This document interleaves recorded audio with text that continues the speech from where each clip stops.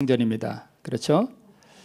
자, 그러면 이 뜨인 돌이 무엇인지 우리 성경을 보면서 조금 더 이해를 해보도록 하겠습니다. 이 솔로몬 성전을 언제 지었는가 하면 열왕기상 6장 1절을 보면 이스라엘 자손이 애굽 땅에서 나온 지 480년이요 솔로몬이 이스라엘 왕이 된 지 4년째 솔로몬이 여호와를 위하여 전 건축하기를 시작했다, 이렇게 기록되어 있습니다.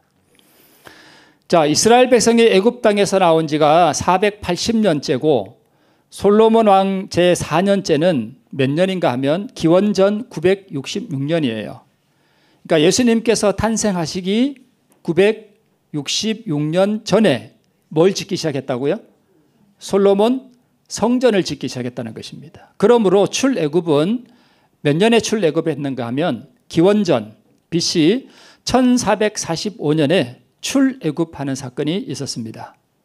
이해가 되시죠? 네.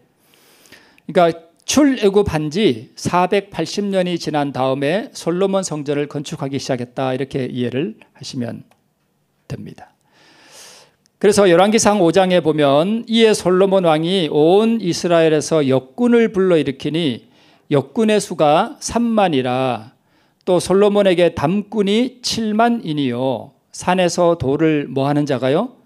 뜨는 자가 8만 명이다, 이렇게 되어 있습니다. 여기 보니까 산에서 돌을 뭐 하는 자요? 뜨는 자. 이게 공중에 이렇게 뭐가 이렇게 공중에 떠 있다는 뜻이 아니죠. 여기서 말하는 이 뜬다는 말은 이렇게 큰 바위에서 돌을 이만큼을 뭐 해내는 거예요? 꺼내는 거를 뭐 한다 그래요? 돌을 뜬다 그러죠. 그래서 산에서 뜨인 돌이 이 우상을 쳤습니다. 그렇죠? 그러므로 이 뜨인 돌은 뭔가 이렇게 큰 바위에서 떠낸 돌이다 하는 그런 의미가 있습니다. 이러한 돌이 와서 우상을 쳤습니다. 그러므로 뜨인 돌은 공중에 떠 있다는 뜻이 아니라 원래의 어떤 돌산에서 떠냈다는 뜻입니다. 그런 돌이 와서 온 세상을 의미하는 마지막 열국시대인 그 발을 쳤습니다. 자, 이 그림은 빨간 표시한 곳은 두로죠. 두로고 파란 원 안은 예루살렘이에요. 그런데 이 솔로몬 성전을 지을 때 이 모든 제목들을 어디서 가져왔는가 하면 바로 저 위에서 가져왔어요. 저기서 나무를 베면 바다로 이렇게 때로 이렇게 엮어가지고 바다로 해서 오면 그것을 다시 예루살렘으로 이렇게 옮기는 대역사가 있었습니다. 예루살렘 주변에 나무가 없거든요. 거의 다 사막이에요. 그래서 나무가 없어서 저기서 가져왔습니다. 그래서 솔로몬 왕과 두로 왕 히람이 조약을 맺습니다. 솔로몬의 모든 원대로 백향목 제목과 잣나무 제목을 주는 조건으로 솔로몬은 히람에게 그 궁정의 식물로, 죄송합니다, 밀인데 일이라고 해놨네요. 밀 아시죠? 밀가루 하는 제가 잘못 쳐놨습니다. 밀 2만 석과 맑은 기름 20석을 주는 대신에 두로왕 히람은 뭘 주었다고요? 나무. 예. 기름은 솔로몬이 준 거고 두로왕 히람은 나무를 주었습니다. 나무를 저기서부터 백향목과 잣나무를 실어서 이렇게 때로 보내주었습니다. 이해되시죠? 그 다음에 돌은 어디서 가져왔는지는 몰라요. 그 성경에 돌도 두로에서 가져왔다고 생각하기에는 돌은 너무 무거워. 그거 어떻게 들고 오겠어요? 그런데 이 돌은 이와 같이 이런 돌이 나는 산에서 뭐 한 거예요? 떠내서 가지고 와서 지었습니다. 자, 그런데 이거는 그냥 공사장이잖아요. 자, 우리가 저 앞에 공사장에 가 있다 그러면 어떤 소리가 들릴까요? 우당탕탕 웽 하는 소리, 뭐 망치 소리, 별 소리가 다 들리겠죠. 자, 이 의미는 우리가 조금 이따 보고, 먼저 보면 사람에게는 버림바가 되었으나 하나님께는 택하심을 입은 보배로운 산 뭐이신? 돌이신 예수에게 나와 너희도 산돌같이. 그러니까 예수님도 돌이고 우리도 뭐예요? 돌이에요. 산돌같이 신령한 뭘로? 집으로 세워지고 예수 그리스도로 말미암아 하나님이 기쁘게 받으실 신령한 제사를 드릴 거룩한 제사장이 될지니라. 그러니까 성전을 건축하는데 재료가 들 거 아니에요. 돌. 여기서는 나무가 중요한 게 아니라 돌이 중요해요. 그러면 예수님도 돌이고 우리도 뭐예요? 돌이에요. 뭘 짓는? 성전 짓는, 집 짓는. 네. 그렇죠? 자, 이에 왕이 영을 내려, 왕은 솔로몬이에요. 영을 내려 크고 귀한 돌을 떠다가 다듬어서 전에 뭘로 놓게 하매? 기초석. 저 그림에 보니까 큰 돌이 하나 있죠. 그리고 또 무슨 돌도 있어요? 작은 돌도 있어. 그러니까 예수님과 우리가 합하여 뭘 이루는가 하면 성전을 이룬다는 거예요. 그죠? 예수님도 성전이시고 우리도 성전으로 지어져 가는 거예요. 그러니까 저 기초석이 작아야 될까요? 크고 튼튼해야 될까요? 크고 튼튼해야 돼요. 그래야 그 위에 돌들을 이렇게 쌓아도 이 기초석이 튼튼하니까 건물이 안전하겠죠. 그래서 왕이 영을 내려서 크고 아주 귀한 돌을 떠다가 다듬어서 전에 기초석으로 놓게 했습니다. 자, 그런데 여기 보니까 건축자의 버린 돌이 집 모퉁이에 머릿돌이 되었다 하는 말씀이 시편 118편에 있습니다. 실제로 예루살렘 성전을 지을 때 아까 그 돌산에서 솔로몬의 영을 따라서 아주 크고 귀한 돌을 이렇게 떴어요. 떠서 다듬어서 이제 예루살렘으로 보냈습니다. 보냈는데 건축자들이 보니까 어느 날 크고 하여튼 무슨 이상한 돌이 하나 왔는데 이 돌을 어디다 놓아야 될지 모르겠어요. 그래서 이거는 진짜 있었던 일이에요. 그래서 이 건축자들이 이 돌을 어떻게 했을까요? 한쪽에 버렸습니다. 이 쓸모없는 돌이 괜히 왔나 보다 하고 이제 버렸어요. 버리고 이제 그보다 좀 작고 이런 돌을 이렇게 쌓아서 성전을 짓다 보니까 이 위에 쌓는 돌이 너무 무거우니까 밑에 쌓은 돌이 어떻게 돼요? 아주 중요한 위치에 있어야 할 돌이 깨져버리는 거예요. 진짜 그랬어요. 그래서 이 건축자들이 가만히 보니까 뭐가 보여요? 우리가 뭐 한 돌? 버린 돌이 어느 날 눈에 띄는 거예요. 저게 여기 맞춰야 하는 돌이 아닐까? 하고 그 돌을 가져다가 전에 기초석으로 놓고 그 위에 돌을 쌓으니까 이 기초석이 그 모든 하중을 다 뭐 하는 거예요? 견디는 거예요. 실제로 건축자들이 솔로몬 성전을 지을 때 산에서 보낸 그 기초석을 쓸모없는 돌인 줄 알고 뭐 했다고요? 버렸습니다. 이 예수는 너희 건축자들의 뭐한 돌로 버린 돌로서 나중에 집 모퉁이에 뭐가 됐다고요? 머릿돌이 됐다, 기초석이 됐다, 그런 의미입니다. 참 이 예언과 실제 있었던 일들이 참 희한하게 기가 막히게 떨어집니다. 이사야 53장 3절에 보면 글씨가 잘 안 보이죠? 제가 하얀 글씨로 했는데 여기 이상하게 더 어둡게 보이네요. 그는 멸시를 받아서 사람에게 실어 뭐한 바 되었으며 버린 바 되었으며. 이스라엘 백성들이 예수님을 환영했나요? 아니요. 환영 안 했습니다. 예수님 버렸습니다. 그렇죠? 역사적으로도 그래요. 건축자들은 산에서 보낸 기초석을 뭐 했고? 버렸고, 이스라엘 민족은 그 기초석 대신은 예수님을 뭐 했어요? 버렸습니다. 십자가 못 박아 버렸습니다.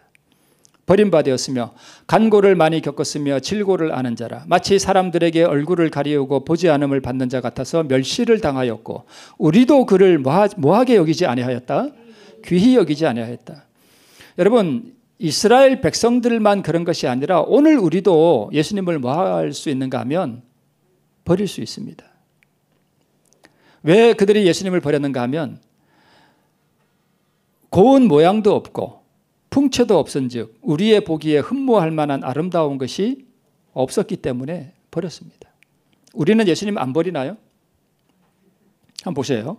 우리는 예수님 안 버리나요? 사업이 바빠서 기도할 시간이 없습니까? 그럼 우리 예수님 버린 거예요. 논밭으로 달려나가는 시간이 바빠서 성경을 상고할 시간이 없습니까? 그러면 우리는 지금 예수님을 버린 겁니다. 그다지 그리스도와 그 의에 대한 필요를 느끼지 못하고 있습니까? 정말 그분의 의를 내가 사모하는 마음이 없다면 우리는 그를 멸시하는 거예요.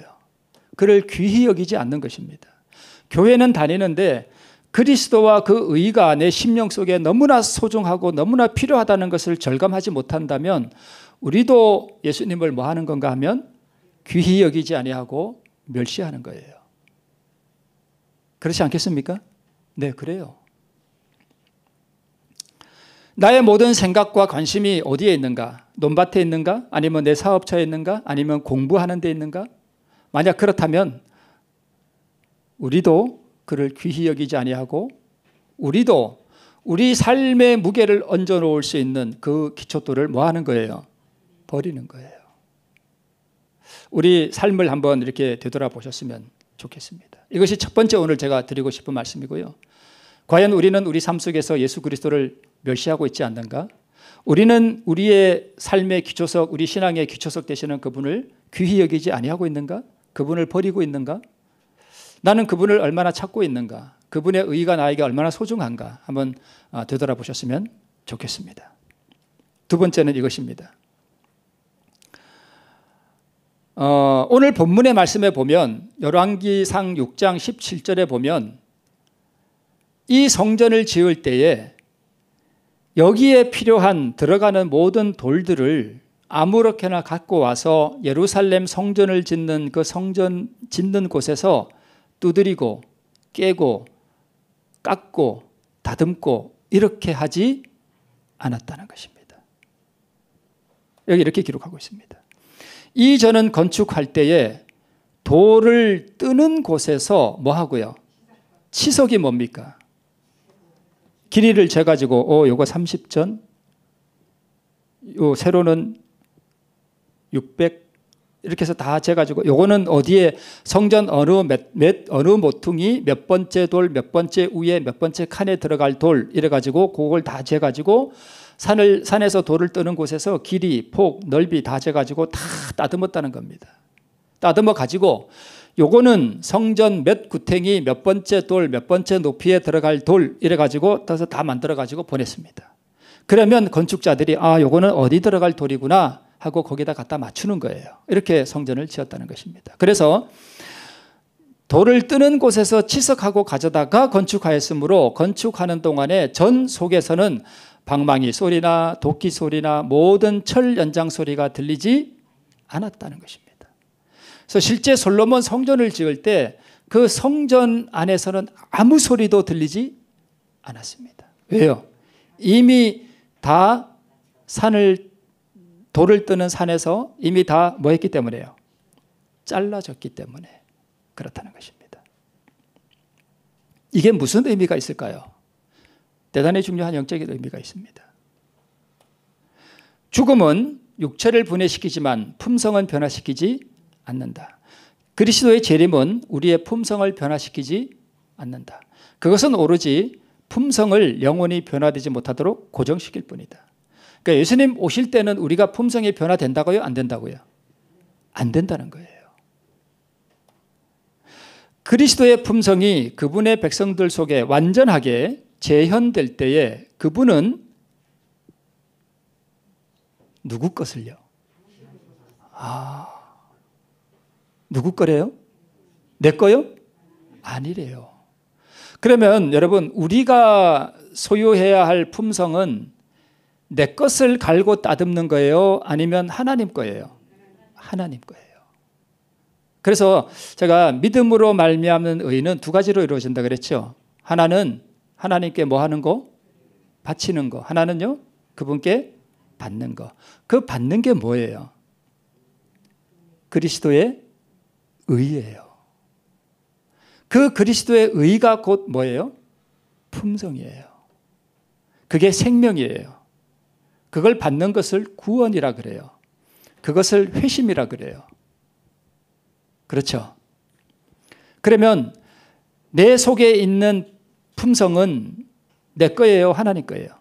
하나님 거예요. 그러면 그분이 재림하시는 이유가 뭐라고요? 내 속에 있는 뭘 찾으러 오신다고요? 그분의 품성, 곧 하나님의 형상을 찾으시러 오는 거예요. 그죠? 찾으시려고 이 땅에 강림하실 것이다. 이렇게 되어 있습니다. 그래서 운명을 결정하는 것은 뭐라고요? 품성이에요.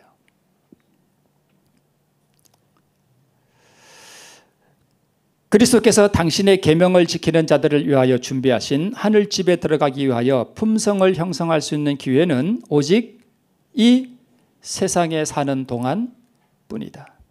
그러면 여러분 예루살렘 그 솔로몬 성전은 하늘 예루살렘 성이라 그러면 돌을 뜨는 산은 어딜까요? 이 세상입니다. 그러면 이 세상에서 하늘 성전에 들어갈 건축 자재인 이 돌이 이 땅에 사는 동안 다 뭐 해줘야 된다는 거예요? 다 다듬어져야 된다는 뜻입니다. 그런데 여러분 다듬어졌나요? 아니에요?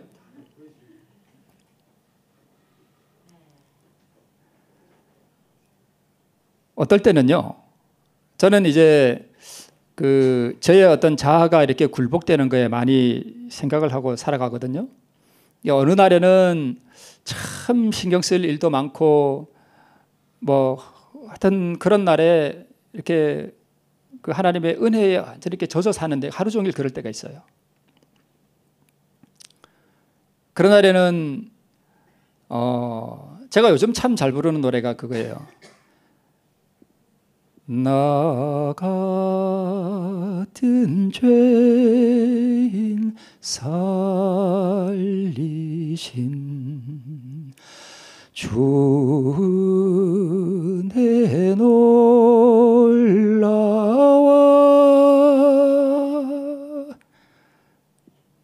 제 집사람이 알아요. 제 노래 잘 부르는 거. 그러면 어떨 때는 거리에 지나다니는 사람들이 참 너무 불쌍해 보여요. 저 사람은 무슨 고민을 안고 저 거리를 다니고 있을까? 제가 지난주에 제가 좀 바빠가지고 서울을 2번이나 갔다 왔거든요. 저 사람은 무슨 고민을 안고 저 길을 저렇게 걸어가고 있을까? 저 가슴 속에는 무슨 아픔이 있을까? 참 불쌍해 보여요. 그런데 어떤 때는요, 하루 종일 그렇게 나를 내려놓으려고 해도 잘 안 될 때가 있어요. 그럴 때 여러분 어떤 생각이 드세요? 나는 안 돼. 이런 생각이 드나요? 제가 느끼고 경험한 게 뭐냐 하면, 이것도 하나님 은혜구나 하는 걸 느껴요. 왜 그런가 하면, 그러고 나면 뭘 느끼는가 하면, 내가 여전히 뭐하구나? 부족하구나. 내가 부족하구나. 그럴 때는 슬픔이 느껴져요. 근데 그 슬픔이 세상적인 슬픔이 아니라 어떻게 표현하면 좀 거룩한 슬픔이에요. 그래서 내 자신의 연약함과 부족함을 다 절감하면서 아버지여 나를 불쌍히 여기시옵소서.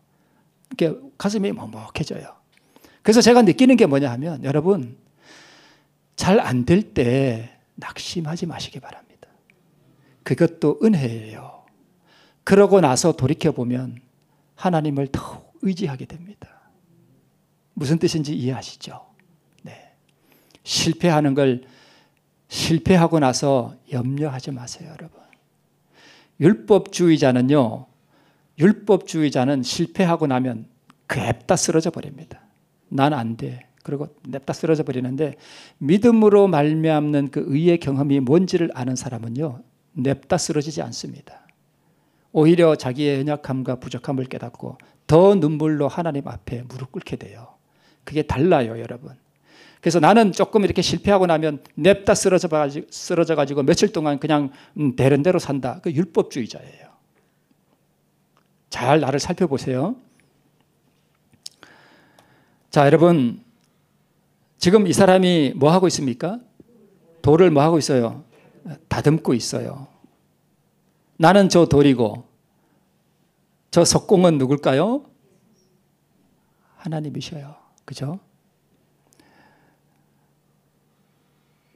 그러면 저 정과 망치는 뭘까요? 저 정과 망치가 뭐냐 하면, 저 정과 망치가 지금 내 옆에 앉아 있잖아요. 이해가 되시나요? 이해가 되시나요? 하나님께서 우리를 단련하시고 깎아내실 때 뭘 통해서 하실까요? 내 옆에 있는 사람을 통해서 하셔요.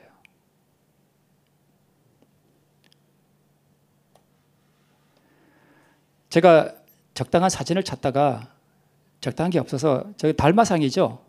여기에 잘 어울리는 건 아닌데, 이제 저게 나라고 생각하시고 예수님 형상이라 생각하세요. 이제 달마상이긴 한데, 정과 망치로 나를 때릴 때 내가 살아있는 돌이라면 즐거울까요? 아플까요? 아파요. 저 그라인더 가지고 내 얼굴을 갖다가 막 갈아내면 내가 아플까요? 즐거울까요? 아파요. 여기 이런 말씀이 있습니다. 하늘같이 높으신 분께서 온 인류에게 당신의 형상을 뭐 해주시기 위하여? 새겨주시기 위하여 이 땅에 오시기까지 몸을 낮추신 그 사랑을 전혀 설명할 수 없다, 이렇게 되어 있습니다. 당신의 형상을 우리에게 뭐 해주고 싶은 거예요? 새겨주고 싶은 거예요. 예수님의 형상을 내 마음속에 뭐 해주고 싶으신가 하면 새겨주고 싶으셔요. 이렇게 새겨주고 싶어 하셔요. 제가 더 이상 성경 본문을 강의하지 않고 여기서 어떤 분의 경험을 통해서 제가 좀 말씀을 더 드려보겠습니다. 이분은 목사님이세요. 우리 재림교회 목사님은 아니고요. 개신교회 목사님이신데 천창길 목사님이세요. 한국 독립교회 선교단체 소속이고 일본의 선교사로 계신데 지금도 계신가는 모르겠습니다. 제가 얼마 전에 이분이 쓴 글을 읽고 나서 엄청난 충격이라기보다는 하여튼 좀 이분이 정말 복음이 뭔지를 아시는 분이구나 하는 걸 제가 알았습니다. 이분이 쓴 글을 제가 좀 많이 보여드릴 텐데 여러분 지루해하지 마시고 한번 좀 같이 이렇게 좀 보셨으면 좋겠습니다. 이건 제가 쓴 거 아닙니다. 그분이 쓴 글을 제가 옮겨서 적지도 않고요. 그분이 쓴 그 사이트의 글을 제가 화면 캡처하는 게 있거든요. 화면을 캡처해가지고 그대로 제가 올려놓은 겁니다. 한번 보세요. 자아를 날마다 철저하게 죽이라. 나는 개인적으로 오래전부터 자아의 처리에 관한 서적들을 좋아했다. 그것은 자아 처리의 신앙의 핵심이 있다고 믿고 확신했기 때문이다. 여러분 이 글자 보이세요? 보이시죠? 이분이 신앙의 핵심이 뭔지를 아는 분이에요. 이분. 우리 교회는 아니에요. 우리 교회 목사 아니에요. 개신교회 목사님이에요. 그것은 자아 처리에 신앙의 핵심이 있다고 믿고 확신했기 때문이다. 그러면서도 이 중요한 자아 처리에 대해서 잊어버리고 살 때가 많이 있었다. 그래서 스스로 안타까워하고 후회한 적도 많이 있다.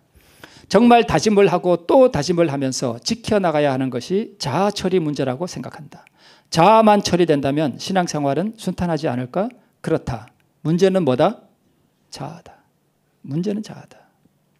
저는 이분 글을 읽으면서 정말 놀랐습니다. 무리와 제자들을 불러 이르시되 아무든지 나를 따라오려거든 자기를 부인하고 자기 십자가를 지고 나를 쫓을 것이니라. 마가복음 8장 34절에 있는 말씀입니다. 수를 헤아릴 수 없이 많이 들어온 말씀이 아닌가. 그러나 이 말씀이 자신의 삶과 신앙과 얼마나 무슨 상관관계가 있는가 하는 것이다. 그다지 상관관계가 없는 것이 우리들의 신앙의 솔직한 현실이 아닌가 생각해 본다. 여러분 솔직히 그렇지 않습니까? 이 말씀이 나와 무슨 상관이 있습니까? 정말 우리는 자기를 부인하고 자기 십자가를 지고 날마다 예수님 쫓아가고 있습니까? 과연 자기를 부인하고 자아를 죽이려고 몸부림치는 사람들이 몇이나 될까 의문이다. 이번에 신앙생활 하면서요. 신앙의 가장 중요한 핵심이 되는 바로 이 문제에 대해서 몸부림치는 사람들 진짜 없습니다. 거의 없어요. 제가 겪어본 분들도요. 저도 당해보기도 했고 또 저도 그랬겠죠. 남들한테. 왜냐하면 고통스럽기 때문이다. 대가를 지불해야 되기 때문이다. 그렇다면 자아 죽음은 해도 되고 안 해도 괜찮은 그런 것인가? 아니다. 그리스도인이라면 누구나 자아가 죽어야 한다. 자아 죽음이 복음이다. 십자가 복음이다. 뭐가 복음이라고요? 자아의 죽음이 복음이에요. 십자가가 뭐라고요? 복음이에요. 그러면 십자가가 곧 다른 말로 하면 뭐예요? 자아의 죽음이에요. 그런데 그렇게 하지 않고 별 관심도 없는 이유는 무엇인가? 오늘날 교회에 복음이 희석되어 있기 때문이라고 말할 수 있다. 여러분 우리가 교회를 다니고 신앙을 하면서 10년, 20년, 30년, 40년 신앙을 해도요. 이거 못 배우는 분들이 대부분입니다. 이게 복음인지를 몰라요. 자기가 신앙을 하면서 뭘 처리를 해야 되고 어떻게 해야 신앙을 올바로 하는 것인지를 배우지 못한 분들이 거의 다입니다. 믿음으로 말미암는 의가 무엇입니까? 하고 물어보면 대답을 못합니다. 경험도 없습니다. 저는 이렇게 믿음의 의를 경험했습니다 라고 말하는 분 거의 없습니다. 복음이 뭔지를 몰라요. 십자가가 뭔지를 모릅니다. 여러분, 십자가는 그 십자가의 사랑을 깨닫고 눈물 몇 방울 흘리는 것이 십자가가 아니에요. 물론 그것도 좋은 일이고 아름다운 일이에요. 그러나 십자가의 본질은 그런 게 아니에요. 이거예요. 십자가는 모본으로 우리에게 주신 거예요. 내가 죽음과 같이 너희도 뭐하라? 죽으라는 거예요. 오늘날 교회가 성경을 더 깊이 바로 이해하지 않고 있다고 볼 수 있다. 믿음에 대해서 너무나 가볍게 생각하고 있고 세상 풍조에 편승하다 보니 자연스럽게 그렇게 가르치고 있기 때문이다. 교회에 다니고 교회에 등록하고 신앙 고백만 하면 누구나 천국은 기본적으로 가게 된다고 하는 사고방식이 팽배해 있기 때문에 이처럼 자아를 죽이는 고통스러운 일을 감수하려고 하지 않는다는 것이다. 자아를 죽여도 그만 안 죽여도 그만인데 누가 그 어려운 일을 감당하려고 하는 사람이 있겠는가? 정말 자아 죽음은 해도 그만 안 해도 그만인 것인가? 그렇지 않다. 몸부림치면서 자아 죽음의 진리를 성취하기 위해서 심혈을 기울여야 한다고 본다. 자아를 죽이지 않기 때문에 죽으려고 하지도 않고 그것에 관심도 없기 때문에 교회는 교회다운 역할을 감당하지 못하고 세상의 빛과 소금의 역할을 다하지 못하고 있는 것이다. 교회가 분란이 일어나고 교회가 시끄럽고 어떤 교회는 분열이 일어나고 어떤 교회는 상처받아서 교회 안 나오는 사람도 있고 어떤 사람은 저 인간 보기 싫어 교회 안 나온다는 사람도 있고 그런 사람이 많습니다. 그 모든 문제가 다 어디서 시작됩니까? 자아입니다. 그게 처리가 되지 않기 때문에 교회가 교회답지 못하고 그렇습니다. 그러나 이 자아가 그렇게 쉽게 죽어지지 않는다는 것이 탄식거리다. 캐더린 콜만 목사님은 이 세상에서 가장 어려운 일 중에 하나가 자아를 죽이는 것이라고 말했다. 옳은 말이다. 죽으려고 해본 사람은 쉽게 이해할 수 있는 말이다. 그렇다고 힘들고 어려운 것이라고 포기를 해야 하는가? 그렇다고 힘들고 어려운 것이라고 포기를 해야 하는가? 아니다. 절대로 포기해서는 안 된다. 왜? 이것이 뭐기 때문이다? 전부이기 때문이다. 여러분, 신앙의 전부가 뭐라고요? 자아 포기예요. 자아 포기가 되면 하나님께서 우리에게 뭘 준다는 거예요? 의를 주신다는 거예요. 저는 이분이 왜 이것이 전부이기 때문이다 라고 쓴 글을 보면서 이분이 혹시 예언의 신을 보셨는가? 저는 이런 생각을 했습니다. 왜요? 예언의 신에도 이렇게 돼 있거든요. 예수님께서 우리에게 요구하시는 게 딱 한 가지래요. 뭐예요? 자아 포기예요. 예수님께서 우리에게 그거 하나 원하셔요. 너의 자아를 죽이라. 십자가에서 죽어라. 나와 함께 죽어라. 이거예요. 저는 이분이 혹시 우리 재림교회 예언의 신을 보지 않았나 이렇게 의심이 들어요. 의심이 들어요. 왜? 이것이 전부이기 때문이다. 신앙생활은 기도를 많이 한다고 되는 것도 아니고요. 능력을 많이 받는 것도 되는 것도 아니고 그 다음에 글자가 제가 좀 이상해요. 제가 이걸 무슨 뜻인가 하고 제가 뭔가 오타가 났어요. 그죠? 이거는 제가 쳐놓은 거 아닙니다. 원래 이렇게 되어 있는 거예요. 나를 많이 한다고 되는 것도 아니고 이게 무슨 말이지? 한참 생각했는데 뭔지 모르겠어.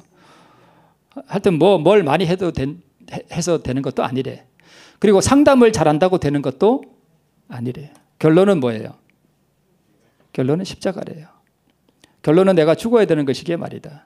내가 없어지고 죽어지는 만큼만 신앙생활은 뭐하고요? 되는 거예요. 내가 죽어지고 없어지는 만큼 사역은 기름 부으심이 있게 되는 것이라고 생각한다. 이분은 이렇게 여기 쓰고 있습니다. 그래서 사도 바울은 고린도전서 15장 31절에서 이렇게 고백한 것이리라.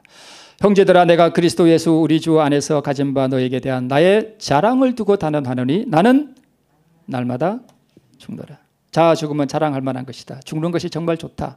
죽는 것이 정말 행복하다. 저도 이걸 알아요. 죽는 순간에는 참 고통스러워요. 그런데 딱 죽고 나면 너무 행복해요. 그렇게 좋을 수가 없어요. 너무 감사해요.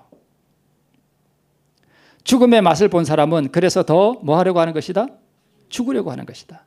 고기의 맛을 본 사람은 고기를 더 찾듯이 말이다. 그래서 나도 날마다 죽기를 원하고 그렇게 말하고 그렇게 살아오고 있다. 죽는 것이 정말 좋은 것을 맛보았기 때문이다. 죽을 때에 하나님의 뭐가 있고요? 임재가 있어요. 여러분, 하나님께서 나와 함께 하시기를 원하시고 임재하시기를 원하시나요? 딱 하나만 하시면 돼요. 죽으면 됩니다. 죽을 때 하나님의 임재가 있고 예수님을 사랑하는 내 자신이 된 것을 발견했기 때문이다. 여러분, 율법이 뭐예요? 하나님 사랑, 내 이웃 사랑이에요. 여기 이분이 이걸 경험한 거예요. 예수님 우리가 어떻게 사랑하죠? 예수님 사랑합니다 하고 고함치면 되나요? 이제 옛날에 그 장막봉에 가니까 그런 거 하대요. 여러분 예수님 사랑합시다 삼창합시다 예수님 사랑합니다 하고 그렇게 소리 3번 치면 사랑하게 되나요? 아니에요.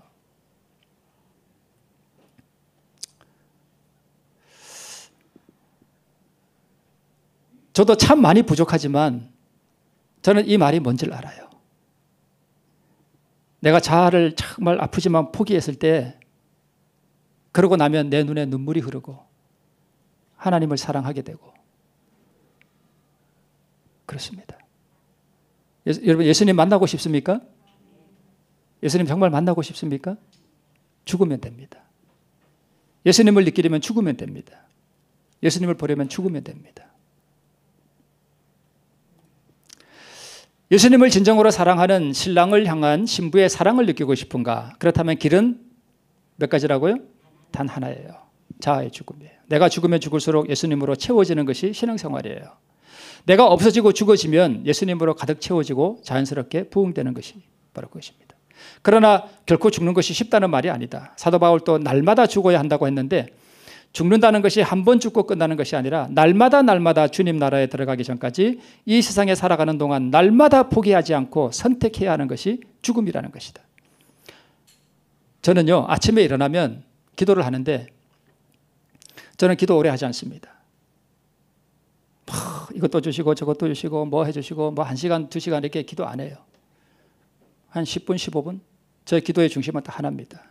하나님 오늘도 제 생각과 감정을 주님 앞에 내려놓습니다. 저를 취하시고 하나님의 의를 저에게 주시옵소서. 그런 기도만 하고 그냥 끝내요. 그리고 하루 종일 살아가면서 그걸 계속 염두에 두고 살아갑니다. 물론 실패할 때도 있습니다.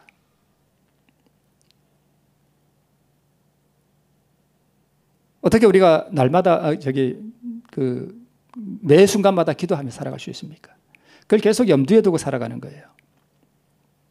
아침에 뭐 1시간씩 막 기도하고 하나님 잊어버리고 다 잊어버리고 막 정신없이 살다가 피곤해서 그냥 자고 그것보다는요 아침에 짧게 그렇게 기도하고 나의 이 자아가 하나님 앞에서 죽고 이 비워진 자리에 하나님의 의로 채워지기를 간절히 바라는 마음으로 하루를 계속 그걸 염두에 두고 살아가면 기도가 계속 나오게 됩니다. 그래서 기도가 10분으로 끝나는 게 아니라 계속 하루 종일 기도가 뭐 하게 돼요? 계속 이어지게 돼요.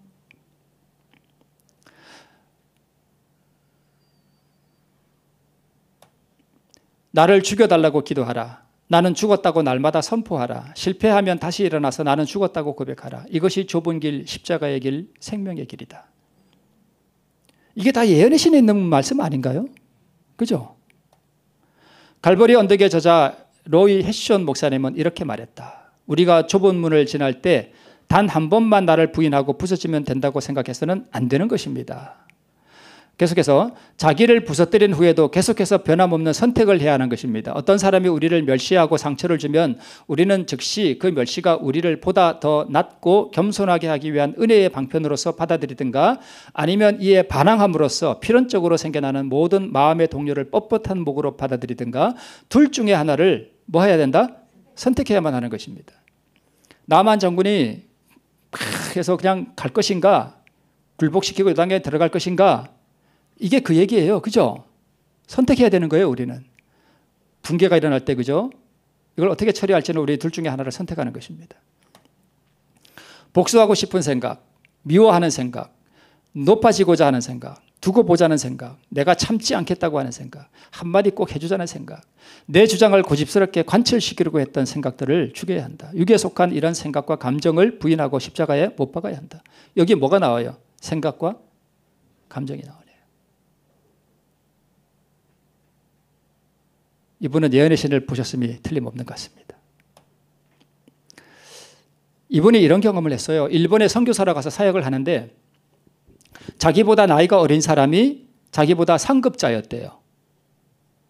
그런데 이 나이도 어린 이 상급자가 항상 자기를 이렇게 깔보듯이 무시하고 그러더래요. 여기 다 나오는 글인데 이거는 제가 그냥 말씀으로 드릴게요. 그래서 늘 이렇게 이런 게 왜 그런 거 있잖아요. 나이도 어린 게 함부로 이렇게 말하고 그러면 저걸 한번 어떻게 해줘야 될 것 같은데 이런 거 있을 수 있잖아요. 우리 그죠? 그래서 그러고 있는데 어느 날 자기 상급자가 명령조로 그러더래요. 오늘 공항에 손님이 오니까 가서 픽업해와라 그러더래요. 아주 아랫사람들 아주 다 그러더래요. 그래서 그 순간은 꼭 참으면서 건물을 내려왔대요. 내려와가지고 도저히 못 참겠더래요. 그래서 핸드폰으로 전화를 했대요.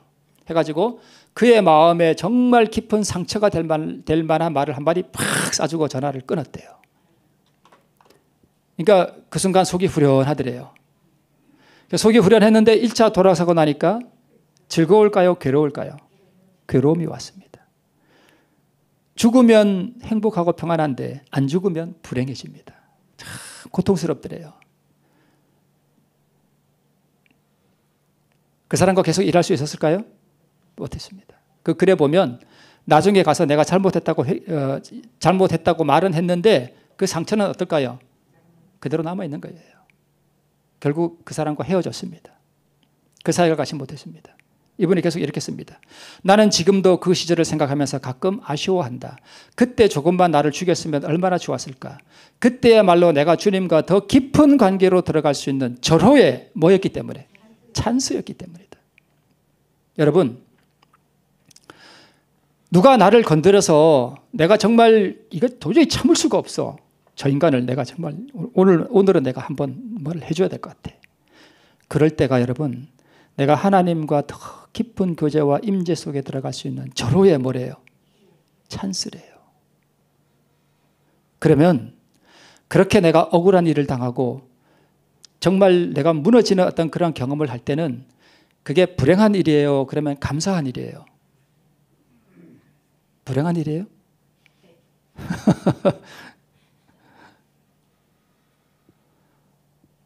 내가 주님과 더 깊은 관계에 들어갈 수 있는 절호의 찬스가 왔는데 그게 불행한 일이에요? 감사한 일이에요?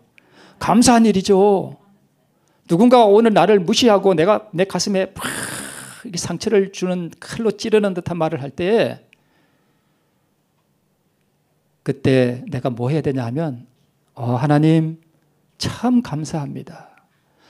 제가 오늘 십자가로 갈 수 있고 하나님의 임재를 경험할 수 있고 하나님의 사랑을 경험할 수 있는 절호의 기회를 주셔서 너무너무 감사합니다. 감사헌금은 그때 하는 거예요. 맞아요? 감사헌금은 우리 아들 대학 가서 감사헌금 그때는 안 하셔도 돼요. 근데 내가 오늘 무시를 당해서 막 진짜 견딜 수 없는 그런 일을 당했다. 그때는 감사하셔야 돼요. 그때는 하나님 절호의 기회를 주셔서 감사합니다. 그때는 감사헌금을 10,000원 해서는 안 되고 한 5만 원을 하셔야 돼요. 그때는 5만 원 하셔야 돼요. 이분은 그걸 아신 거예요. 그때가 하나님과 깊은 관계를 맺을 수 있는 절호의 찬스였다는 것을 나중에 안 거예요. 자아의 죽음을 위해 부단히 기도하고 자아를 완전히 죽여달라고 지속적으로 기도하는 나에게, 어떻게 기도하는 나에게? 지속적으로 기도하는 나에게 하나님께서는 그 기도에 속히 응답해 주셔서 요즘은 지난날의 상처라든가 기분이 나쁘게 생각했던 그러나 까맣게 잊고 있었던 내면의 상처들을 드러나게 해주신다. 정말 뭐 할 일이다? 감사할 일이다. 나의 기도의 응답이다. 여러분, 내가 억울한 일을 당하는 게 자주 일어나나요? 그런 일 자주 없어요. 그럼 하나님께서 어떻게 하시는가 하면 내가 옛날에 당했던 걸 기억나게 해주셔요. 물론 사단도 그렇게 하지만 하나님께서 우리를 그렇게 해주셔요. 그래서 옛날에 나를 억울하게 하고 나를 참 힘들게 했던 그 인간 얼굴을 떠오르게 해주셔요.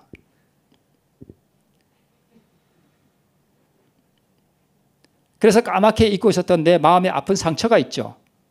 그죠? 아픈 상처가 있어. 그게 내 옆에 지난 안식일에 제가 우리 두 남편 얘기했죠. 내 옆에 앉아있는 남편, 내 속에 있는 남편. 내 속에 있는 남편이나 내 옆에 앉아있는 남편이나 어떻게 둘이 똑같은지 몰라. 그죠? 우리 여러분은 다른가 보죠?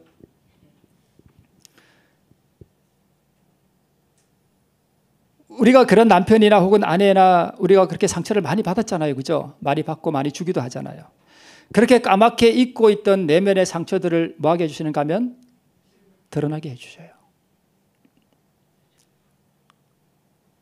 그러면 저는 그런 사람이 없을까요? 있어요. 있어요. 진짜 있어요. 제가 그 사람의 얼굴에 대해서 완전히 자유할까요? 아니요. 그렇지 않아요. 내면의 상처들을 여러분 이렇게 하나님께서 이렇게 드러내 주셔요. 그럴 때 여러분 또 뭐 하셔야 돼요? 감사하셔야 돼요. 하나님, 제가 옛날에 저를 참 힘들고 괴롭게 했던 그 사람을 다시 떠오르게 해주셔서 감사합니다. 자아의 죽음을 좋아하시는 누구는? 주님은. 주님은 뭘 아주 좋아하시는가 하면 자아가 죽는 걸 너무 좋아하셔요, 그분은. 그래서 자아의 죽음에 대한 기도는 굉장히 빠르게 응답해 주셔요.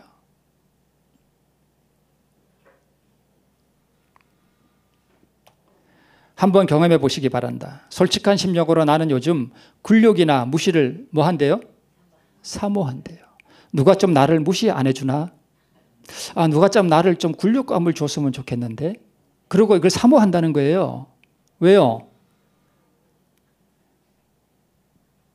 그 굴욕이 자아를 부수는 엄청난 파워가 있음을 절감하기 때문이다. 여러분은 혹시 내가 이렇게 가는데 내가 누군가에게 굴욕을 당하면 에이 재수없어 그러고 가시나요?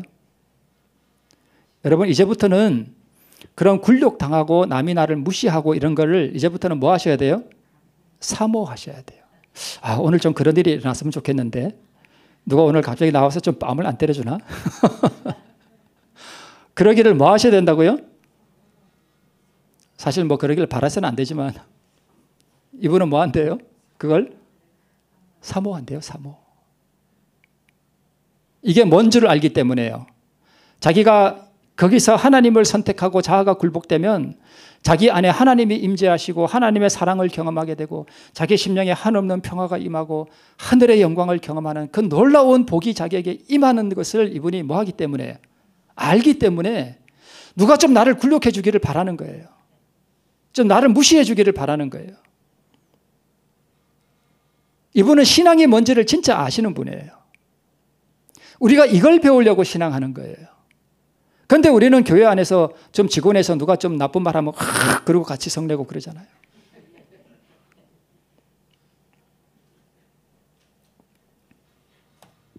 한번 경험해 보시기 바란다. 여러분, 제가 이게 별거 아닌 말 같아도요, 이거 경험하는 거 정말 어렵습니다. 자아가 죽는 거 정말 고통스럽습니다. 억울해서 못 살 것 같습니다. 솔직한 심령으로 나는 요즘 굴욕이나 무시를 사모한다. 이거 했네. 자아 죽음이 엄청난 뭐인 걸 알았어요. 보배라는 것을 알았어요. 잘 안 보이시나요? 자아의 죽음이 신앙생활에서 가장 뭐 한 거예요? 중요한 것임을 알았던 것이다. 우리는요, 오늘 우리 주천교회 성도님 여러분은 이렇게 신앙생활 하시면서 가장 중요한 것이 이거구나. 그러면 아침부터 누워 잘 때까지 내가 정말 염두에 두고 계속 기도하고 어떤 순간이 오면은 올바른 선택을 하고 이걸 계속 염두에 두고 늘 기도하면서 하나님, 나는 아무것도 아닙니다. 나는 아무것도 아닙니다. 하나님, 나는 없어지게 해주시고 하나님만이 저의 전부가 되어 주시옵소서. 늘 기도하며 살고 그게 얼마나 행복해요. 그죠? 자아의 죽음이 신앙생활에서 가장 중요한 거예요. 인간적으로 당하는 굴욕이나 무시를 생각하면 피하고 싶은 마음이 전혀 없다고 말할 수는 없다. 그러나 나는 정말 자아의 죽음을 사모하기 때문에 자아의 죽음을 돕는 굴욕감이나 무시당함을 사모하고 있대요. 그런 중에 깨달은 사실이 굳이 실제적인 굴욕이나 무시가 없더라도 우리 안에 잠재되어 있는 상처가 하나 둘씩 드러나는 것도 자아 죽음에 좋은 역할을 한다고 하는 것을 뭐 했대요? 이분이 깨달았대요. 아, 그런 거예요. 잠재되어 있는 과거의 숨은 상처를 자아 죽음의 기회로 선용하는 것이다. 정말 이분은 신앙이 뭔지 제대로 배운 분이에요. 그죠? 신앙의 전부가 뭔지를 아는 분이에요. 나의 기도의 응답으로 아주 오래전에 나의 내면 깊은 곳에 묻혀 있었던 것들이 하나둘씩 드러나고 있다. 전에는 생각하고 싶지 않은 기억들이 떠오르면 애써서 다른 생각을 하든지 아니면 기도하면서 잊어버리려고 노력하곤 했다. 그러니까 옛날에 나에게 상처 주고 나를 괴롭게 한 사람 그 떠오르면 옛날에는 아이 그냥 잊어버려 이렇게 하고 말았는데 이것이 옳은 방법이 아니라는 걸 알았다는 거예요. 불쾌한 생각들, 기억하고 싶지 않은 사람들이 떠오를 때 그때의 장면이나 그 사람의 손짓, 표정, 말을 생각할 때 끓어오르는 감정을 가지고 아픈 마음을 가지고 주님 앞으로 나갔다. 그리고 그 당시의 괴로움, 무시당함, 그 굴욕감을 정면으로 돌파하면서 주님 앞에서 부숴버리고 있대요. 상처 입은 자아를 달래주지 말고 십자가에 못 박아버리는 거래요. 그 효과가 아주 좋다. 실질적인 굴욕감이나 무시당함 이상으로 아주 효과가 좋다. 모든 분들에게 자신에게 권면하고 싶다. 숨어있는 상처, 굴욕감, 괴로움을 드러내라. 그리고 하나님의 수술대로 올라가라. 올라가서 내려오지 말고 수술하고 잘라내버리라. 그 자아를 꺾어버리라. 놀라운 영적 유익이 있는 것을 발견할 것이다. 나는 믿는 사람은 상처를 받지 않는 것이 정상이라고 생각한다. 저는 이분이 예언의 읽었다는 것은 여기서 다시 한번 확신합니다. 나는 믿는 사람은 뭘 받지 않는 것이 정상이래요? 상처를 받지 않는 것이 정상이라고 생각한대요. 상처가 되고 상처를 받는다는 것이 누가 받는 것인가? 바로 자아가 받는 것이 아닌가? 밑에 빨간 줄. 진정으로 자아가 죽은 사람은 절대로 누가 무슨 말을 하든지 상처받지 않는다. 여기 이런 말씀이 있습니다. 산상보훈 16쪽에 우리의 평화를 깨뜨리는 것은 자신에 대한 사랑이다. 중간에 녹색. 그러나 우리가 죽고 우리의 생애가 그리스도로 더불어 하나님 안에 감추어질 때는 무시나 경멸을 조금도 괴념치 않게 될 것이다. 비난에 대하여는 뭐가 되고요? 긴머거리가 되고 조소와 모욕에 대하여는 뭐가 된대요? 소경이 된대요. 누가 나에게 깊은 상처를 팍 줄 때에 진짜 자아가 죽음을 날마다 경험하는 사람은 무슨 뜻인지 아시죠? 그렇게 된다는 것입니다. 오늘부터 이 말을 잊지 말고 자신의 자아에 적용해보라. 누군가의 말에 의해서 누군가의 행동에 의해서 상처가 된다면 그것은 죽어야 할 자아라는 것을 말이다.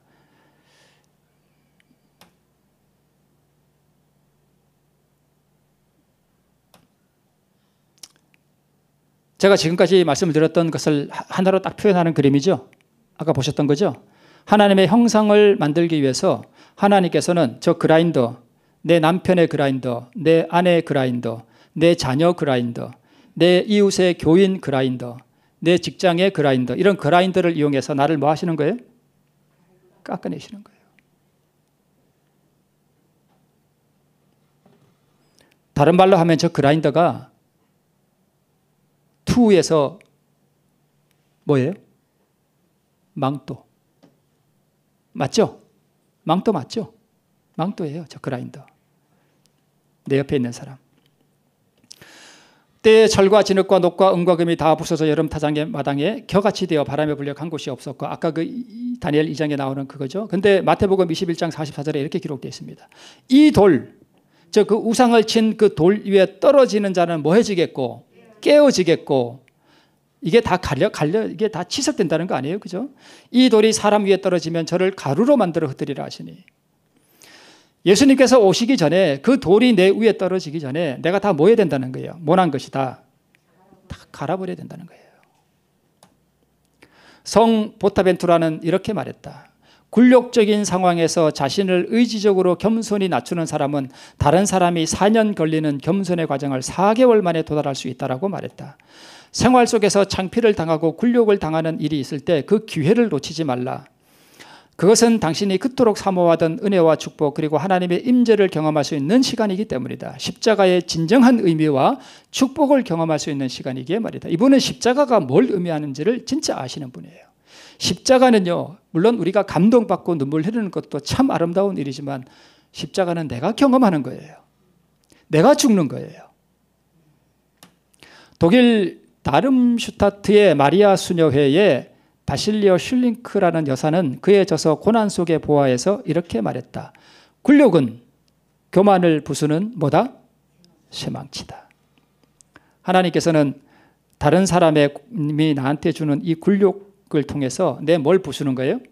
교만을 부수어내는 거예요. 저는 조금 더 첨가해서 이렇게 넣습니다. 굴욕은 교만을 부수는 하나님의 쇠망치다. 저게 뭐 같습니까? 돌담이죠? 돌성벽입니다. 저 돌 보이시나요? 저 돌도 다 뭘 맞은 돌이에요? 정 맞은 돌이죠? 네모 반듯하죠? 잘라진 돌이에요. 저 돌 보이시나요? 저 돌은 한쪽이 어떻게 됐죠? 들어갔습니다. 저 돌은 자기 아래에 있는 돌을 위해서 자기 일부분을 어떻게 했습니까? 깎아냈습니다. 저게 그리스도입니다. 이 돌도요, 자기 아래에 있는 돌이 빈틈이 없도록 맞춰주기 위해서 자신을 뭐 했습니까? 깎아냈습니다. 이게 오늘 성경, 제가 오늘 드리는 말씀의 요지입니다. 돌 뜨는 곳에서 치석하고, 우리가 이렇게 되어야만 우리가 하늘 예루살렘의 성전을 이루는 산 뭐가 된다는 거예요? 돌이 된다는 것입니다. 아름답죠? 참 보기 좋죠? 그런데 여러분 자세히 보세요. 뭐가 보이나요? 보이시나요? 두들겨 맞은 자리 보이시나요? 보이시죠? 다다다다다 정 맞은 자리잖아요. 저게, 그죠? 하늘에 들어가시려면 우리가 뭘 많이 맞아야 돼요? 정을 많이 맞아야 됩니다. 그렇죠? 근데 우리 정 맞기 싫어하죠? 정을 많이 맞으셔야 돼요. 여러분, 앞으로 내가 정 맞는 그런 상황이 생기면 아이 재수없네 이러지 마시고 뭐 하셔야 된다고요? 감사헌금 내셔야 돼요. 얼마 내셔야 된다고요? 네? 5만 원 내세요. 5만 원 내세요. 만 원만 내지 마시고 내가 굴욕을 당하고 무시당하면 5만 원 내셔야 됩니다. 너무 감사한 일이에요. 우리 속담에 모난돌이 뭐 맞는다고요? 정 맞는데요. 이거 주님께서 가장 원하시는 게 바로 모난돌 정 맞는 거, 우리 주님께서 정말 하시고 싶은 일이에요. 이렇게 되기를 원하십니까? 네. 앞으로 이런 일이 생기면 여러분 하루 종일 아침에서 잘 때까지 계속 우리가 염두에 둬야 할 게 뭐라고요? 자아의 죽음이에요. 늘 염두에 두고 살아가세요. 하나님, 나는 아무것도 아닙니다. 고백하세요. 하나님, 저는 아무것도 아닙니다. 저는 아무것도 아닙니다. 나는 아무것도 아닙니다. 나는 죄인일 뿐입니다. 나 같은 죄인 살리신 주 은혜 놀라워 잃었던 생명 찾았고 광명을 얻었네. 나 같은 죄인이 사는 게 무한한 은혜입니다. 하나님, 내가 사는 것은 은혜일 뿐입니다. 하나님, 나는 아무것도 아닙니다. 하나님, 나는 아무것도 아닙니다. 오직 주님만이 나의 전부가 되어주시기를 원합니다. 늘 그렇게 기도하며 사세요. 그게 전부예요, 신앙에. 어려운 일이 생기면 하나님, 저의 모난 부분을 오늘 깎아주시니 감사합니다. 오늘 이렇게 함으로 날마다 우리 주님과 함께 십자가를 지시고 저 영원한 하늘 분향에 이르는 우리 모두가 되시기를 바라면서 말씀을 마치겠습니다.